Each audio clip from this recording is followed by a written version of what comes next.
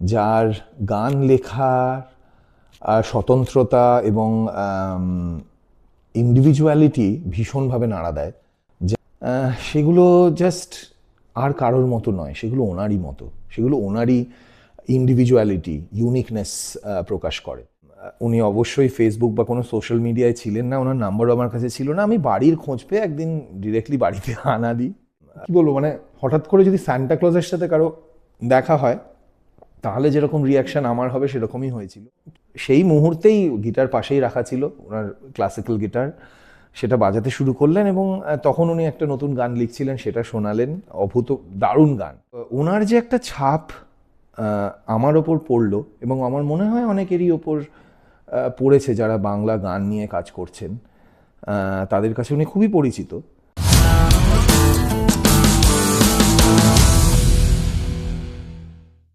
নমস্কার, welcome to the Sayak Banerjee story. আজকের এপিসোডে একজন এমন সিঙ্গার সংরাইটারকে নিয়ে কথা বলবো যার ইনফ্লুয়েন্স আমার ওপর ভীষণভাবে আছে এবং তার সাথে আমার দেখা হবার সৌভাগ্য হয়েছিল। আজকে তিনি আমাদের মধ্যে নেই, কিন্তু তার যে ভাবনা চিন্তা, তার গান, তার লেখা শুধু আমাদের জেনারেশন নয়, আমার মনে হয় সামনের আরও অনেক অনেক জেনারেশনকে উৎসাহিত করবে, ইন্সপায়ার করবে। দেখতে থাকুন the Sayak Banerjee story. Subscribe করুন, শেয়ার করুন, আপনাদের মতামত জানান। আজকের এপিসোড এমন একজন সিঙ্গার সংরাইটারকে নিয়ে যার গান লেখার স্বতন্ত্রতা এবং ইন্ডিভিজুয়ালিটি ভীষণভাবে নাড়া দেয়।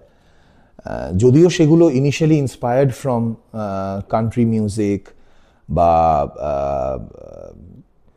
মানে সাইমন অ্যান্ড গারফাঙ্কেল বলুন বা জন ডেনভার বলুন, ওই ধরনের সিঙ্গিং সংরাইটিংয়ের হাত ধরে, কিন্তু তার পরবর্তীকালে যে ধরনের গান উনি কম্পোজ করেছেন, লিখেছেন, সেগুলো জাস্ট আর কারোর মতো নয়, সেগুলো ওনারই মতো, সেগুলো ওনারই ইন্ডিভিজুয়ালিটি, ইউনিকনেস প্রকাশ করে। হ্যাঁ, আজকে কথা বলছি অরুণেন্দু দাসকে নিয়ে। লেট অরুণেন্দু দাস, যার অনেক গান আজকে আমরা শুনেছি। যারা শোনেননি তারা ডেফিনেটলি শুনে নিন। ওনার লাইভ পারফরমেন্স বা ওনার সাথে সাক্ষাৎ হওয়ার আর কোনো সুযোগ নেই আমাদের কাছে, আনফর্চুনেটলি। আবার বছর 20 পরের সাইড বিতে প্রথম গান গঙ্গা।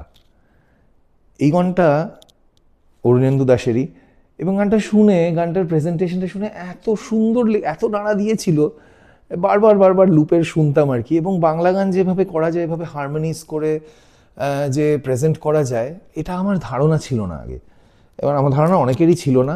এখনও এ ধরনের মিউজিক খুব একটা শোনা যায় না।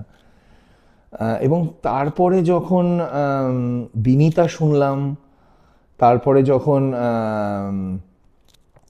গানমালার গানগুলো শুনলাম, হ্যাঁ, তারপর যখন শুনলাম দিশেহারা আমার মন, জাস্ট আমি ওয়েট করতাম ওই দিনটার জন্য যেদিন অরুণেন্দু জেঠুর সাথে দেখা হবে। সেই দিনটা এলো ফাইনালি। এবং আমরা থাকতাম তখন তখন ক্যাকটাসে আমি নেই। অরুণ জেঠু থাকতেন ইউকেতে বরাবরই, এবং তার জার্নি যে BE college, Shibpur BE college থেকে শুরু, এবং সেখানে কলেজ ফেস, সেখানে তার মহিনের ঘোড়াগুলির সাথে আলাপ হওয়া। তিনি কিন্তু ওই রকমই, মানে কন্টেম্পোরারি মহিনের ঘোড়াগুলির আগে থেকেই নিজে বাংলা গান লিখে গাওয়ার যে চল, সেটা তো খুবই রেয়ার ছিল তখন, প্রায় ছিল না বললেই চলে। তারপরে নিউ ওয়েভে কবি সুমনের সাথে সেটা আবার শুরু হয়, কিন্তু তখন প্রায় কেউই শোনেনি বলা যায়। তখন সিঙ্গার সং রাইটার বাংলাতে খুব বেশি ছিলেন না। তো যাই হোক, তারপরে উনি ইউকেতে চলে যান এবং বহু বছর ওখানে থাকেন, 30-35 বছর। তারপর মাঝে মাঝে কলকাতা আসতেন, কিন্তু তখনও তার সাথে আলাপ হয়নি। ঘটনাচক্রে ক্যাকটাস ছাড়ার পরে আমি টালিগঞ্জে থাকতে শুরু করি। আমার বিয়েও হয় সে সময়, এবং আমি জানতে পারি যে অরুণ জেঠুর বাড়ি মুর অ্যাভিনিউতে, এবং আমি তার খুব কাছাকাছি থাকতাম। তা একদিন কি হলো যে আমি খবর পেয়েছিলাম উনি কলকাতায় আছেন। উনি অবশ্যই ফেসবুক বা কোনো সোশ্যাল মিডিয়ায় ছিলেন না, ওনার নাম্বারও আমার কাছে ছিল না। আমি বাড়ির খোঁজ পেয়ে একদিন ডিরেক্টলি বাড়িতে হানা দিই দেখা করার জন্য। তো গিয়ে ওনার সাথে দেখা হয় এবং কি বলবো, মানে হঠাৎ করে যদি সান্টা ক্লজের সাথে কারো দেখা হয় তাহলে যেরকম রিয়াকশান আমার হবে সেরকমই হয়েছিল। এত ভালো একজন মানুষ, এত আন্তরিক। এবং উনি তখন, আমি যখন ঘরে ঢুকি, ওয়েলকাম করি, আমার পরিচয় দিই, তখন ভীষণ ভালোবেসে উনি বসালেন এবং সেই মুহূর্তেই গিটার পাশেই রাখা ছিল, ওনার ক্লাসিক্যাল গিটার, সেটা বাজাতে শুরু করলেন এবং তখন উনি একটা নতুন গান লিখছিলেন, সেটা শোনালেন। অভূত দারুণ গান। তো সেটা কখনো রিলিজ হয়নি। এবং তারপর পরপর ওনার গানগুলো আমিও হারমোনিস করছি ওনার সাথে, এত সুন্দর। এবং তারপরে বহুবার ওনার সাথে মানে জ্যাম করেছি আর কি। আনফর্চুনেটলি উনি চলে গেলেন তার কিছুদিন পরেই, তাই কোনো রকম কোল্যাবোরেশন আর করা হলো না, ওনার বয়স হয়েছিল। তো ওনার যে একটা ছাপ আমার ওপর পড়লো, এবং আমার মনে হয় অনেকেরই ওপর পড়েছে যারা বাংলা গান নিয়ে কাজ করছেন, তাদের কাছে উনি খুবই পরিচিত। তো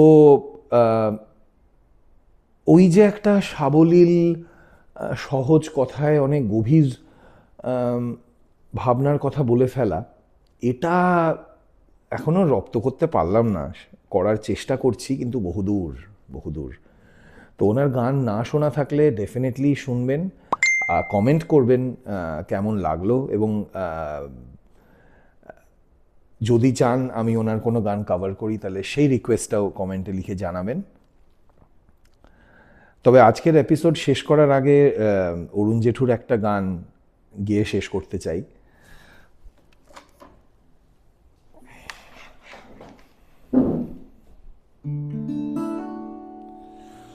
দিশেহারা যে মোর মন, কিসে সার্থকে জীবন, খুঁজে ফিরি কোথা নেব ঠাই। কারো সন্দেহ অতি, শেষে হলো এই গতি, গেল কি বিফলে জীবনটাই। মনে ভাবনা তবু ঘিরে রয়েছে সদাই, এত চাওয়া নিয়ে কোথা যাই। মনে ভাবনা তবু ঘিরে রয়েছে সদাই, এত চাওয়া নিয়ে কোথা যাই।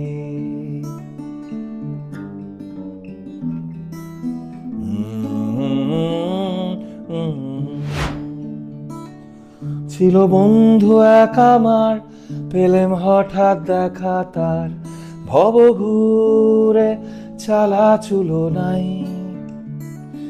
তবু খুশির হাসির রেশ, ঠোঁটে হয় না যে তার শেষ, কি তার দাম সে করেনি যাচাই। মনে ভাবনা তবু ঘিরে রয়েছে সদাই, এত চাওয়া নিয়ে কোথা যাই।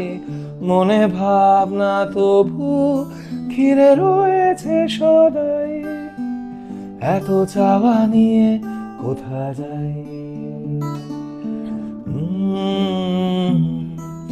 লা লা লা লা লা লা।